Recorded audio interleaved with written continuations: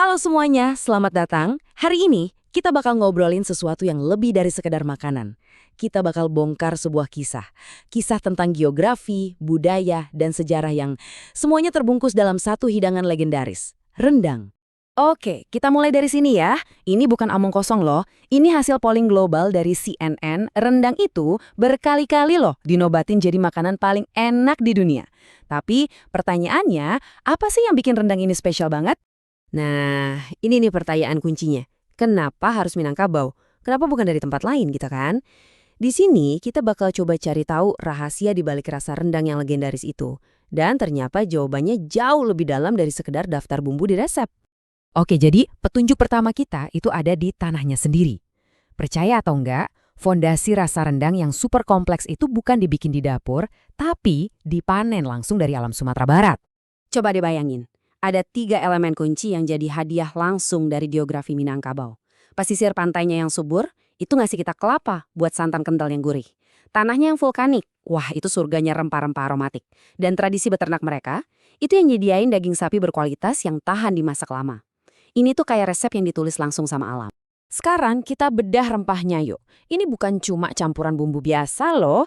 Kombinasi serai, lengkuas, kunyit, dan teman-temannya ini itu lahir dari 2 hal penting. Kekayaan hasil bumi lokal dan lokasinya yang super strategis di jalur perdagangan rempah kuno. Jadi, disinilah cita rasa dari berbagai penjuru dunia itu bertemu dan kawin. Oke, bahan-bahannya udah kebayang ya. Sekarang kita masuk ke petunjuk kedua, cara masaknya. Dan ini bukan cuma soal masak pelan-pelan biar enak, tapi ada alasan yang cerdas banget di baliknya. Nah, yang kerennya lagi, nama rendang itu sendiri justru datang dari prosesnya.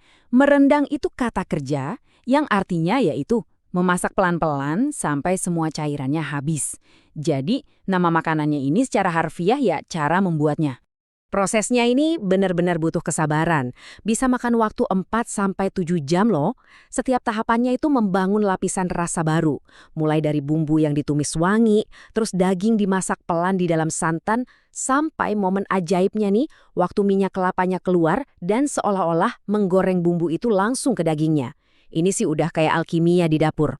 Terus kenapa sih harus seribet dan selama itu? Nah, jawabannya ada di satu kata, merantau. Orang Minangkabau itu kan terkenal sebagai perantau ulung. Mereka butuh bekal makanan yang bisa awet berhari-hari, bahkan berminggu-minggu, tanpa kulkas. Kebutuhan inilah yang akhirnya melahirkan sebuah inovasi kuliner yang jenius. Jadi, proses merandang yang bikin semua airnya menguap itu pada dasarnya adalah metode pengawetan alami. Dagingnya jadi awet karena dikunci sama bumbu dan minyak kelapa. Solusi yang pas banget buat budaya merantau mereka. Keren ya? Tapi jangan kira ceritanya selesai di situ. Belum. Rendang itu lebih dari sekedar makanan awet. Setiap bahannya ternyata punya makna, punya filosofi yang mencerminkan masyarakat Minangkabau itu sendiri. Ini nih bagian yang dalam banget.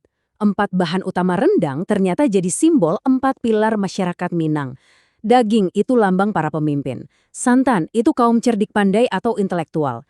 Cabai yang pedas itu para alim ulama. Dan rempah-rempah itu adalah seluruh masyarakat yang bersatu padu, semuanya menyatu harmonis, persis kayak di dalam wajan pas masak rendang.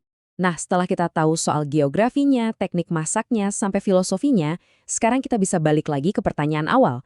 Sekarang kita jadi ngerti kan kenapa dunia bisa jatuh cinta sama rendang? Ternyata bukan cuma soal rasa, tapi juga karena ada cerita yang kaya banget di baliknya. Dan ini poin yang penting banget. Walaupun sekarang kita bisa nemuin banyak banget versi rendang, yang asli, yang jadi standar emasnya, itu ya tetap dari Minangkabau. Keasliannya itu ya karena ikatannya yang kuat banget sama tanah kelahirannya.